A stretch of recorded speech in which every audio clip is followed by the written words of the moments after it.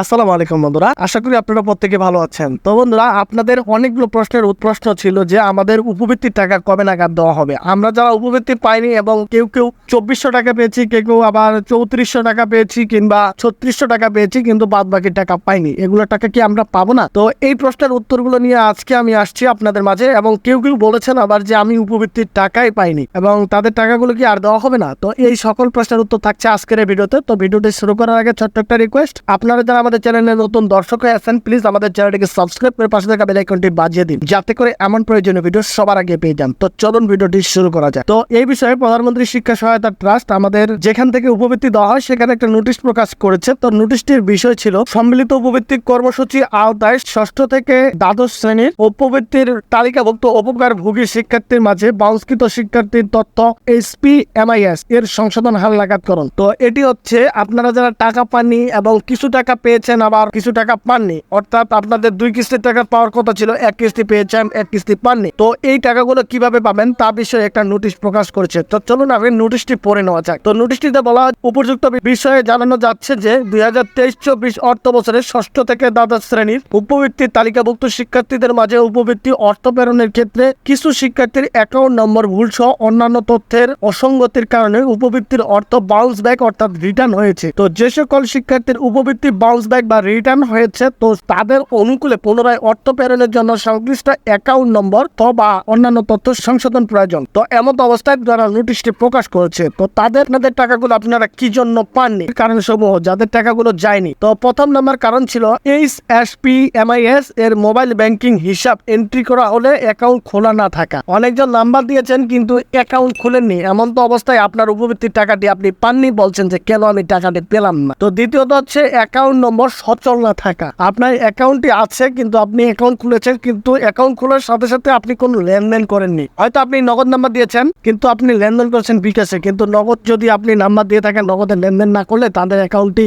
স্থগিত করে রাখে বা ফ্রিজ করে দেয়। তো সেক্ষেত্রে আপনার লেনদেন করাটা আবশ্যক। তো এক্ষেত্রে আপনার অ্যাকাউন্টে সচল না থাকার কারণে আপনার টাকাটি তারা আবার রিটার্ন গেছে বা বাউন্স ব্যাক হয়ে গেছে। তো 3 নম্বরে হচ্ছে অ্যাকাউন্ট নম্বর এন্ট্রিকালে ভুল সংখ্যা এন্ট্রি করা। যেমন আপনি মোবাইল নম্বর ভুল করেছেন কিন্তু আপনার NID থাকার কারণে আপনি হয়তো নাম্বারটি দিয়েছেন, নাম্বারটি টাইপিং করার কারণে আপনার হয়তো লাস্টিং 8 রয়েছে কিন্তু এটার জায়গায় 2 দিয়ে ফেলছে। তো নাম্বার ভুল করলে কিন্তু টাকা যাবে না, কারণ NIDর সাথে আপনার নম্বরটি মিল করা হয়, মিল না থাকলে টাকা ঢুকবে না। আবার অনেকজনে করছেন কি, তাদের বাবার হয়তো এজেন্টের দোকান রয়েছে, এজেন্ট নাম্বার দিয়েছেন, কিন্তু আপনাদের কোনো শপ রয়েছে সেখানে মার্চেন্ট বা পেমেন্টের সিস্টেম রয়েছে, সেই নাম্বারটি দিয়েছেন, যার কারণে আপনার টাকাটি যায়নি। আরেকটি হলো প্রতারণামূলক কার্যকলাপে জড়িত থাকা অ্যাকাউন্ট নম্বর ব্যবহার, বন্ধ বা অসচ্ছল থাকা অ্যাকাউন্ট নম্বর। আপনি সিমটি খুলে রেখেছেন কিন্তু কোনো লেনদেন করেননি, যদি লেনদেন করতেন তাহলে আপনার অ্যাকাউন্টটি বন্ধ হতো না, যার কারণে আপনার অ্যাকাউন্টে লেনদেন না করার কারণে বন্ধ হয়ে গেছে। এবং আরেকটি তার মধ্যে গুরুত্বপূর্ণ হচ্ছে যে আপনি অ্যাকাউন্টটি খুলেছেন শুধুমাত্র 167# দিয়ে, কিন্তু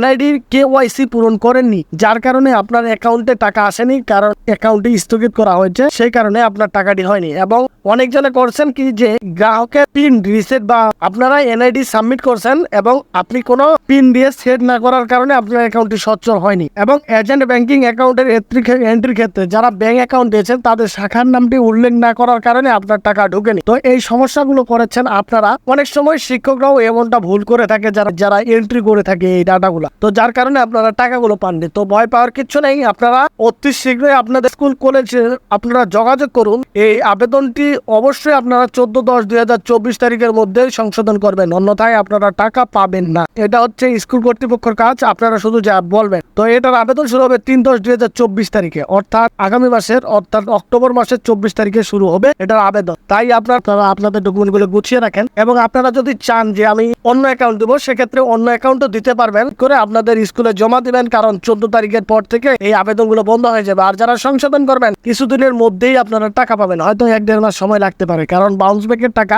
এখান থেকে অ্যাকাউন্টগুলো যাওয়ার পর সেখানে পেরোল জমা হবে, পেরোল হওয়ার পর অনুমোদন দেওয়ার পর সেটা আইডসে যাবে, তখন বাংলাদেশ ব্যাংক হয়ে টাকাটা আপনাদের অ্যাকাউন্টে ঢুকে যাবে। তো তার জন্য আপনারা যারা উপবৃত্তি পাননি তারা ঘাবড়ানোর কিছু নেই, চিন্তার কোনো কারণ নেই। আপনারা আপনাদের অ্যাকাউন্টগুলো ঠিক করুন এবং এনআইডি সাবমিট করুন, অ্যাকাউন্টগুলো সচল করুন, লেনদেন করুন এবং লেনদেন করে আপনাদের অ্যাকাউন্টগুলো সচল রাখুন। তারপরে স্কুলে গিয়ে সেই অ্যাকাউন্টগুলো দিয়ে আবার নতুন করে এন্ট্রি করুন এবং সংশোধন করে আপনাদের উপবৃত্তির টাকাগুলো নিয়ে নিতে পারবেন। তাছাড়াও আপনারা অনেকজন প্রশ্ন করছিলেন যে প্রতিনিয়ত যে একাদশ শ্রেণীর ভর্তি সহায়তা দেওয়া হয়, তো সেটার আবেদন কি এবছর হবে না? হবে, অতি শীঘ্রই হবে, তবে একটু সময় লাগবে, কারণ সরকার পরিবর্তন হয়েছে এবং তাদের যে কাজগুলো হচ্ছে, যেমন সফটওয়্যার আপডেট হচ্ছে, তো এই কাজগুলো করার পরে অতি শীঘ্রই আমরা আশা করতেছি যে প্রধানমন্ত্রী শিক্ষা সহায়তা ট্রাস্ট তাদের নোটিশটি প্রকাশ করে দিবে এবং নোটিশ প্রকাশ করার সাথে সাথে আপনারা এই চ্যানেলে ভিডিও পেয়ে যাবেন। তাছাড়াও আপনারা চাইলে আমাদের মাধ্যমে আবেদন করতে পারবেন। তাছাড়াও আপনাদের যদি আরো বেশি কিছু জানার থাকে তাহলে অবশ্যই কমেন্টে জানাবেন। তাছাড়াও কমেন্টে যদি আপনার প্রশ্নটি অনেক বড় হয়ে থাকে এবং নিরাপত্তার প্রয়োজন পড়ে, তো সেক্ষেত্রে আপনারা আমাদের সাথে হোয়াটসঅ্যাপে যোগাযোগ করতে পারেন। তো এই ছিল আজকের ভিডিও। সবাই ভালো থাকবেন, সুস্থ থাকবেন। আসসালামু আলাইকুম।